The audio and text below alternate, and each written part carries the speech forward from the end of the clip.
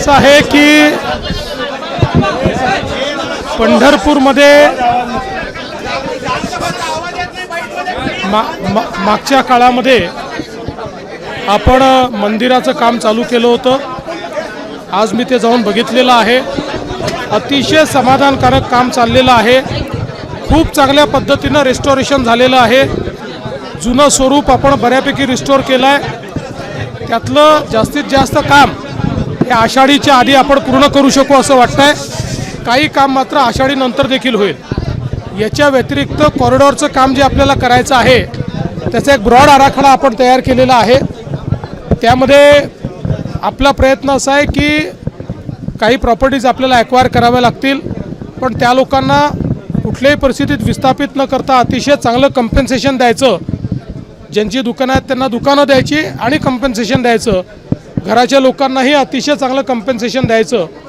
मी असं म्हणेन की आत्तापर्यंत कुठल्याही प्रोजेक्टमध्ये मिळालं नाही असं कम्पेन्सेशन या ठिकाणी आम्ही देणार आहोत आणि लोकांना विश्वासात घेऊन हे करणार आहोत. त्या संदर्भात जिल्हा प्रशासनाने एक चांगला आराखडा तयार केलेला आहे. मी त्यांना गो अहेड दिलेला आहे. मी त्यांना सांगितलं आहे की आता लोकप्रतिनिधी आणि जे काही त्या भागातले लोक आहेत यांच्याशी या आराखड्यावर चर्चा करा. त्यांना समजावून सांगा आराखडा काय आहे, त्यांना समजावून सांगा आपण काय देणार आहोत आणि त्यानंतर लगेच आपण ॲक्विजिशनचं काम जे आहे ते सुरू करू.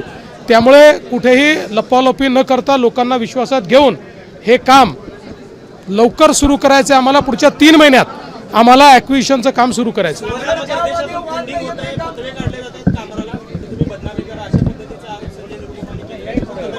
बघा असं आहे की हे तर पक्का आहे की त्या ठिकाणी सुपारी घेऊन ही सगळी कामं चाललेली आहेत, पण त्याच्यावर मी स्वतंत्रपणे बोलेन. आज जर आपण पंढरपूरचा विषय असेल तर बोलूया.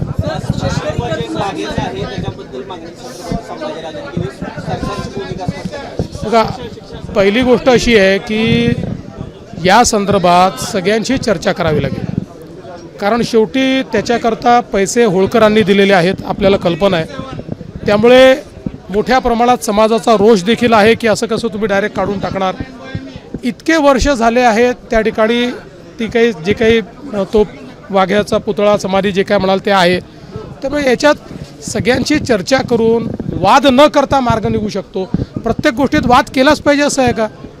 त्यामुळे काही वाद करण्याचं कारण नाही. सगळ्यांनी बसून मार्ग काढावा. उगाच 2 समाज एकमेकासमोर उभे झालेले दिसतात. इकडे धनगर समाज वेगळा आणि इकडे मराठा समाज वेगळा, असं काही नाही. सगळे समाज एकमेकासोबतचे समाज आहेत. त्यामुळे या बाबतीत वाद करणं हे अतिशय अयोग्य आहे. बसून मार्ग काढला पाहिजे. त्याच्यावर बोललो मी मगाशी. बोललो मी त्याच्यावर रोज बोलणार.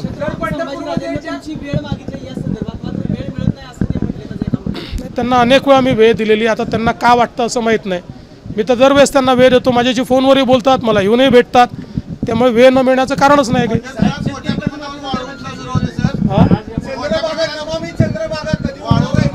नमामि चंद्रभागेचं काम ऑलरेडी सुरू झालेलं आहे. ते काम काही लगेच पूर्ण होऊ शकत नाही. त्याला वेळ लागणार आहे, कारण एक नगरपालिका, एक ग्रामपंचायत, एक नाला, सगळं जाणारं घाण पाणी हे ट्रॅप करावं लागणार आहे. पण काम आपण सुरू केलेलं आहे. अजितदादांनी जी भूमिका मांडली आहे ती सरकारची आहे. अजितदादांनी कधी म्हटलं नाही की शक्य नाही. एबीपी माझा, उघडा डोळे बघा नीट.